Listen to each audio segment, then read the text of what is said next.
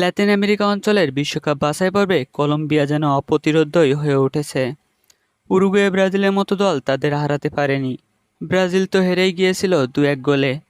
বাছাই পর্বে একমাত্র অপরাজিত লাতিন দলটির রেকর্ড বিশ্ব চ্যাম্পিয়ন ও টানা দুইবারের কোপা আমেরিকা চ্যাম্পিয়ন আর্জেন্টিনার সামনে টেকে কিনা তাই ছিল দেখার বিষয়।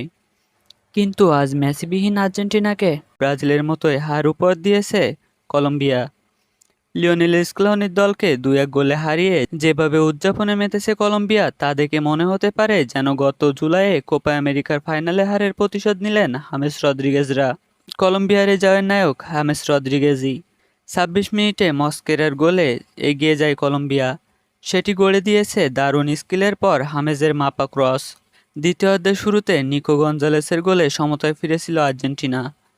কিন্তু এরপরও কলম্বিয়া জিতেছে 60 মিনিটে প্লান্টি থেকে হামেস রদ্রিগেজের গোলেই। অবশ্য সে প্লান্টি নিয়ে আর্জেন্টিনার বেশ আপত্তি থাকার কথা। এ হারের পরও 8 ম্যাচে 18 পয়েন্ট নিয়ে লাতিন অঞ্চলের বাছাই পর্বে তালিকায় শীর্ষে থাকছে আর্জেন্টিনা। 8 ম্যাচে 16 পয়েন্ট নিয়ে 2 নম্বরে আছে কলম্বিয়া। অন্যদিকে সকাল 6টা 30 মিনিটে আরও একটি ম্যাচে মাঠে নামে ব্রাজিল ও প্যারাগুয়ে। মাত্র 20 মিনিটে একটি দৃষ্টিনন্দন গোল করেন প্যারাগুয়ের মিডফিল্ডার দিয়েগো গোমেজ।